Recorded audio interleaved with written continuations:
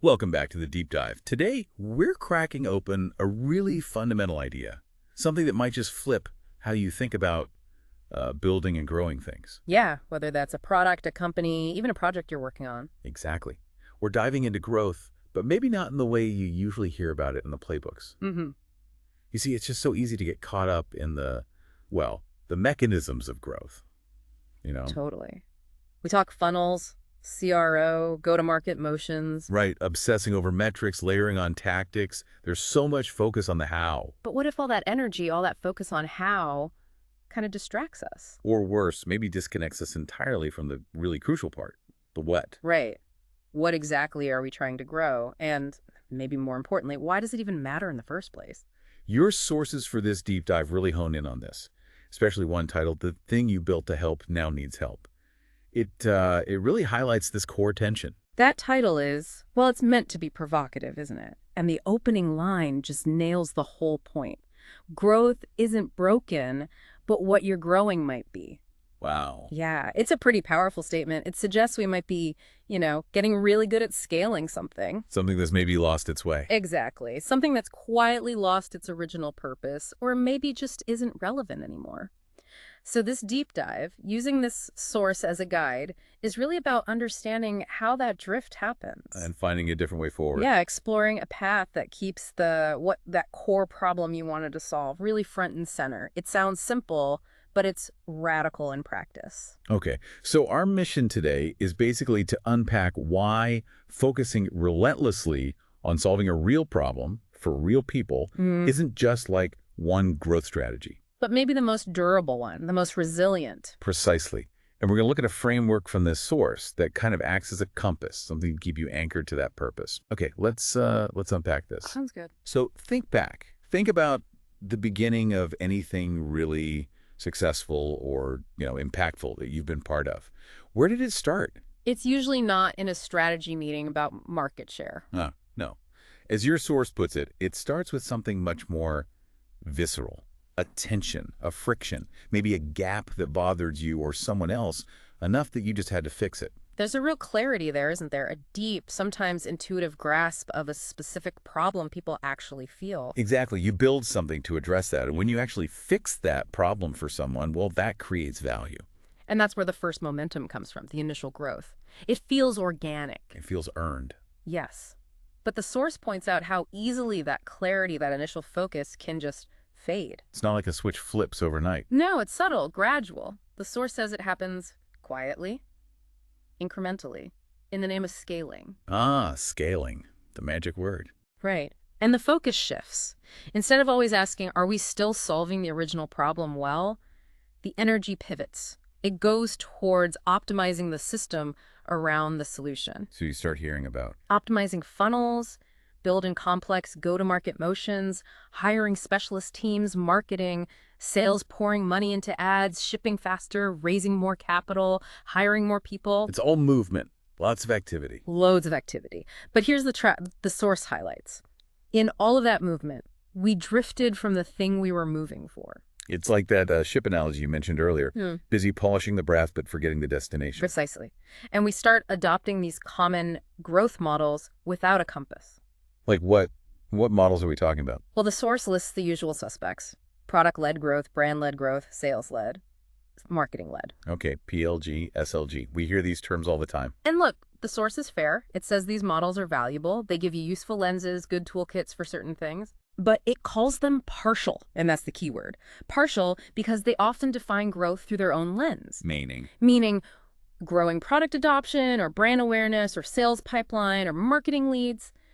They focus on their function's output. Instead of keeping the original problem as the main thing. Exactly. Yeah. And that's where the crucial question gets lost. The one that should be the anchor for everything. Which is? What are we actually solving, and are we still solving it well? Oof, yeah. When the answer to that isn't alive, isn't driving decisions, the source argues all the growth stuff just becomes, noise. Or worse, theater. Even worse, theater. The source puts it bluntly. We perform growth rather than earn it. Performing growth versus earning growth, that really lands. Performing sounds tiring. Right. constantly chasing the next tactic, the next number, whereas earning growth, that sounds solid. Like you're building something real. Something people actually need. Yeah. Okay, so if those common models can lead us astray into this growth theater, what's the alternative? What does the source suggest? The alternative path is what the source calls solution-led growth. Okay, another acronym, SLG. Well, yes, but the source is careful here. It insists this isn't just the next buzzword to stick on a slide. It's more fundamental than that. Much more. It's framed as a return to purpose. Less about tactics, more about a basic posture, a whole way of orienting the organization. A return to purpose. Yeah. I like that. So what's the core idea? It's actually beautifully simple. The companies that grow with real depth and resilience, the kind that lasts, are the ones that never stop solving. They don't just fix it and forget it. Not at all. They stay intensely obsessed over the nuance of the problem.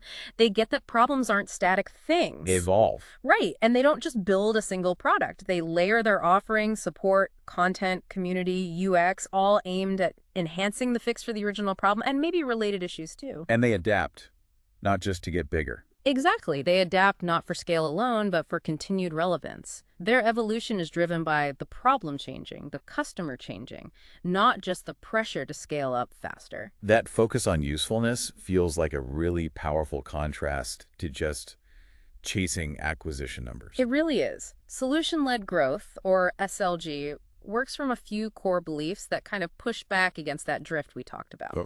First, it believes growth doesn't start with lead gen or optimizing your funnel. It starts with usefulness. Are you actually helping someone? Basically, yeah.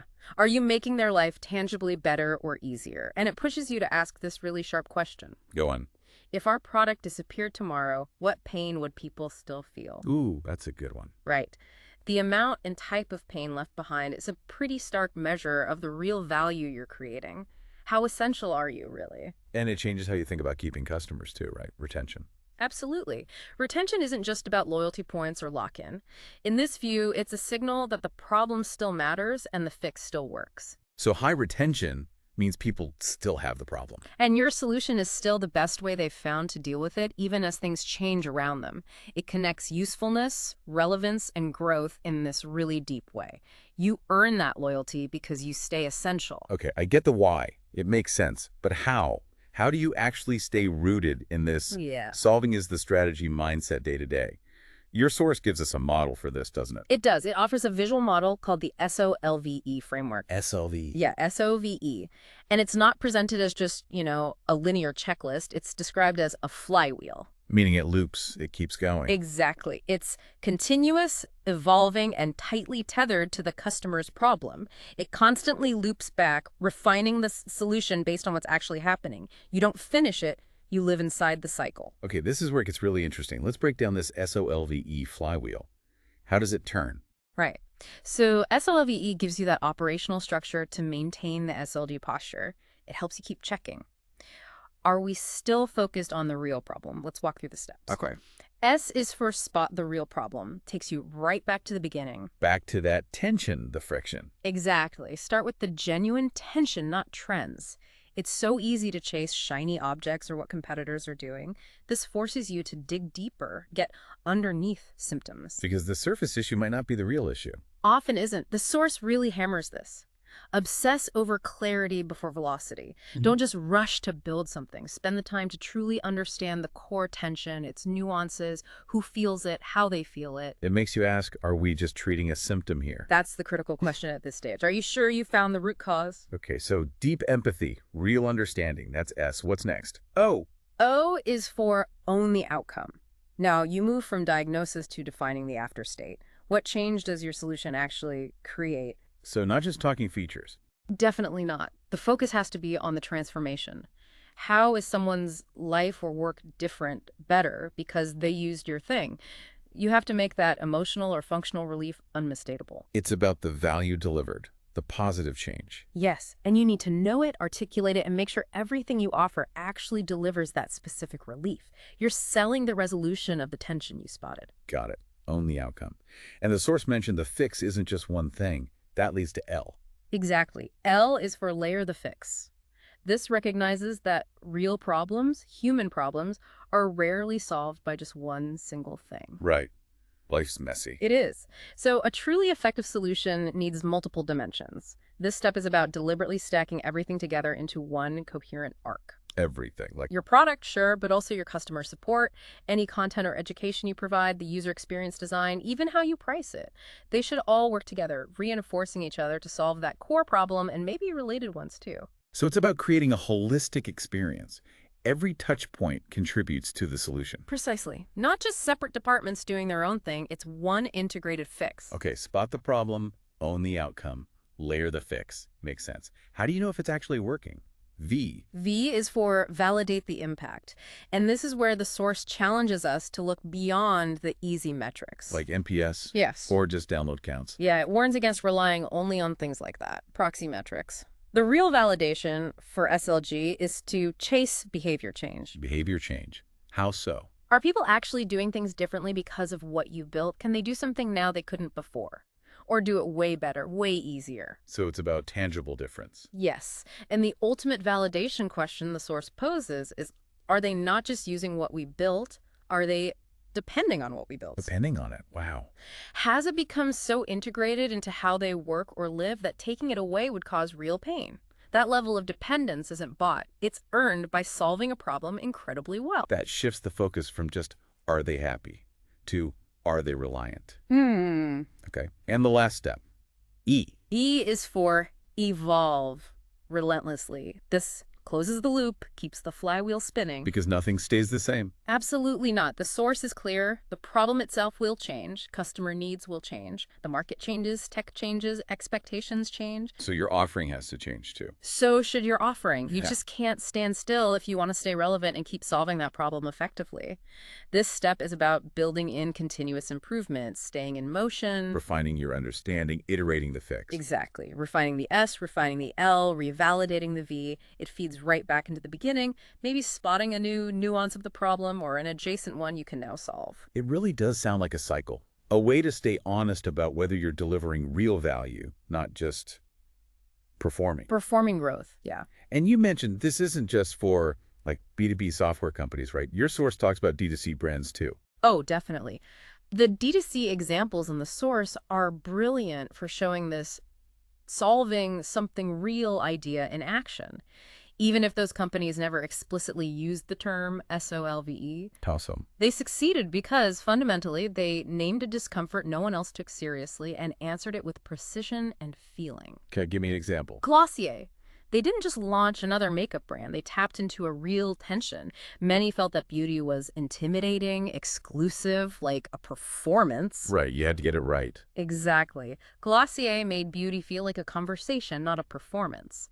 They solved the problem of wanting simple, approachable beauty, feeling included. Their community, their content, the product design, all layers fixing that feeling. Okay, that makes sense. Who else? Allbirds. They weren't just selling shoes, they saw this discomfort about fast fashion's impact and the lack of simple, really comfortable shoes that also looked good. The comfort plus sustainability angle. Yeah, they sold the guiltless pleasure of comfort plus sustainability. The materials, the transparency, the simple look, the D2C model, all layers solving that specific desire for ethical comfort without compromise. And Peloton. It's more than just a bike, clearly. Way more. They solved the feeling of being isolated, undisciplined, working out alone at home. They sold identity, discipline, and belonging at home. So the bike is just one layer. It's the base layer. Yeah. The real layered fix was the instructors, the live energy, the leaderboards, the community, all tackling the emotional problem of home fitness. Those examples really drive it home. It's about finding that deeper problem and then layering everything, product, experience, community, around fixing that. And as the source says, every new product, every campaign felt like another layer on top of that original fix. That was solution-led growth in motion, even if they never called it that. Okay, so this leads to the big payoff. What's the ultimate advantage here, according to the source? The source puts it simply. The advantage isn't just growth, it's relevance. Yeah. In a super crowded, noisy market where everyone kind of has the same growth playbooks, clarity is rare. Most are just adding noise, doing the performance theater. Right. So in that environment, continued relevance is the only real differentiator. If you stay laser focused on solving a real problem and evolving with it, you cut through. You remain essential. And when you lead with solving, and you really live that S.O.L.V.E cycle, You build more than just temporary traction. Much more. The source says you build trust, precision, and pull. Trust, precision, pull. Let's break that down quickly. Trust because you consistently deliver real value. Precision because everything you do is aimed squarely at the problem. And pull because people are naturally drawn to things that genuinely make their lives better. They depend on them. That's the kind of growth that lasts. Yeah. That compound. Exactly. Earned growth. Okay. So pulling all this together, the drift, the theater trap, the power of the problem, the S.O.L.V.E, flywheel, those examples, what does this actually mean for you, listening right now? It probably means taking a breath, stepping back from the how for a minute. And really looking hard at the what. Whether you're leading a team, building something, running a business, even just a big personal project. Are you still optimizing for the original purpose? Or have you maybe, slipped into performing the motions? Optimizing a machine that's kind of drifted off course without you noticing. It's a tough question, but a really powerful one to ask yourself. It definitely challenges that default assumption that just getting bigger or faster is always better or more valuable. Earning growth through usefulness, staying relevant by staying focused on the problem. That just feels like a much stronger foundation to build on. Agreed. This deep dive really laid out that case well, and the source leaves us with this really potent final thought, doesn't it? It suggests that leading with solving, this whole relentless pursuit of relevance, that's what makes the thing you build worth building again. Worth building again. Yeah. Not necessarily rebuilding from scratch, but making it worthy of your continued energy, your passion, because it's still anchored to something meaningful. It stays vital. So the final thought for you to chew on. Think about what you are building right now, whatever it is. Is its current path, its current trajectory, still genuinely solving what matters most? Is it truly useful, truly relevant today? And maybe ask yourself, is this version, the one you're building right now, worth building again tomorrow? What stands out to you from this deep dive? Thanks for joining us today. We hope this gives you some food for thought, maybe encourages you to revisit the core problems that got you started.